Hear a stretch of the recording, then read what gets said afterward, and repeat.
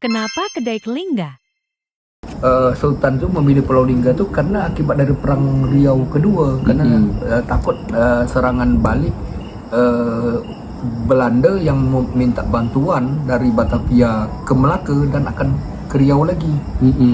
Jadi untuk mengorbankan mungkin kerabat rakyat yang lebih besar dan menjaga kedaulatan tadi, maka Sultan mengambil strategi ini karena dia dah tahu bahwa Lingga ini tadi kaya akan benteng alam tadi dengan 640 pulau, dengan pergunungan sebagai benteng alam dan mercusuar dalam pelayaran. Sungai yang tersedia begitu banyak untuk memilih, selat-selat tadi, karang-karang, busung-busung yang tadi membuat Belanda ternyata memang benar. Belanda tak mau kejar. Padahal dia kalah besar di Perang Riau Kedua itu. Nah itu.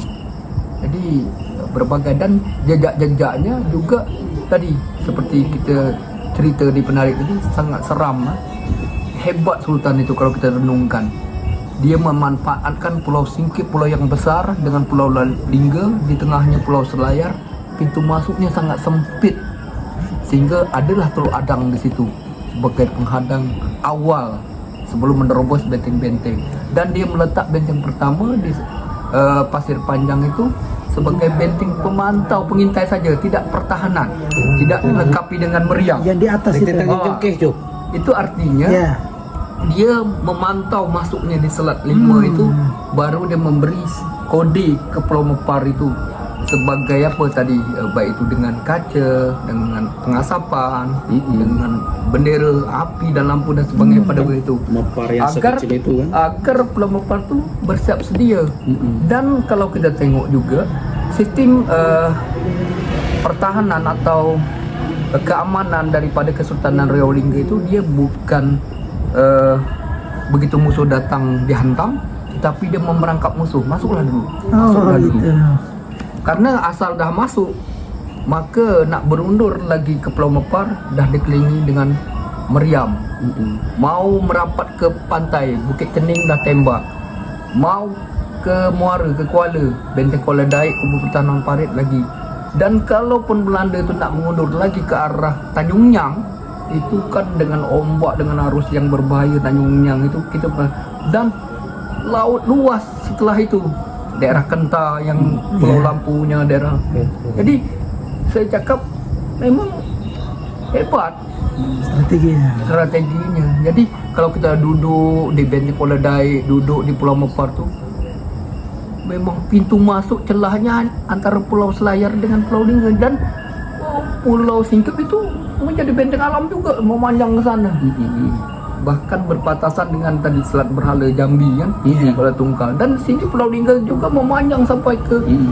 Jadi itu kenapa dia tak pilih Karimun, kenapa dia tak buat kerajaan, padahal Mahmud itu dikaitkan dengan tadi sosok Mahmud menyelusuri ketika memindahkan pusat pemerintahan sehingga adalah nama kampung Mahmud di Tanjung Lipat itu. Tapi kenapa dia tidak tadi ke bagian utara tadi yang berhampiran sama berhadapan dengan Pulau Bintan tadi? Karena itu tadi sebuah strategi. Dia dah berpikir Belanda kalau menyerang kemari tak mungkin nak turun ke lumpur berhadapan dengan mangrove yang tadi banyak kuku-kuku tanaman yang tadi berbahaya. Tapi kalau dia pada waktu itu bukan dia tak lewat Pulau Singkip, bukan dia tak nampak, tapi kan pantainya berpasir, kan mudah pendaratan. Tanpa dengan pelabuhan, Belanda mendarat sekoci-sekoci. Tapi kalau lumpur, turun di lumpur, terjebak lumpur, sedap.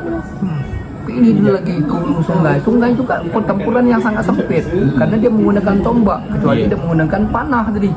Agak lain kan. Kalau tombak itu kan efektif, satunya tu tikam cabut.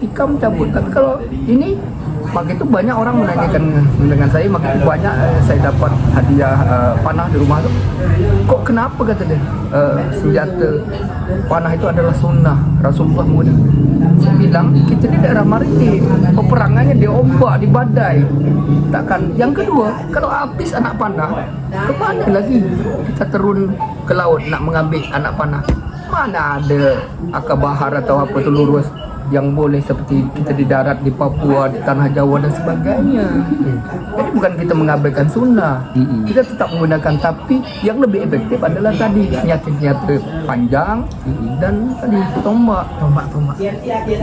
Jadi kalau orang tak tahu itu tadi seolah-olah macam kita tuh tak menyampingkan, karena kita daerah maritim, daerah yang peperangannya di laut.